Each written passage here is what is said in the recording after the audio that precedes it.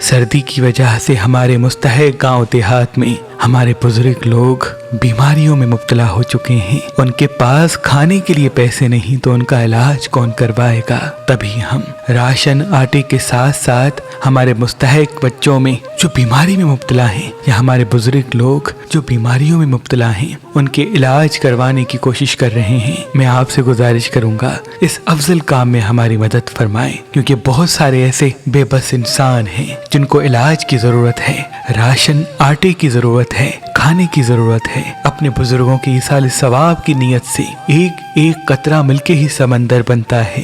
آپ اس نیک کام میں تعاون فرمائیں تاکہ اس افضل کام کو ہم اور بھی بہتر طریقے سے انجام دے سکیں. اے اللہ، جن کے تعاون سے ہم مستحق گاؤں دیہات میں دوائیں، سردی کے کپڑے، راشن، آٹا تقسیم کر رہے ہیں، ان سب کی تمام دعائیں اپنے دربار میں قبول و مقبول فرما، اور جو ہمیں دیکھ رہے ہیں ان کو بھی کبھی کسی کا محتاج نہ کر. آمین ثم آمین.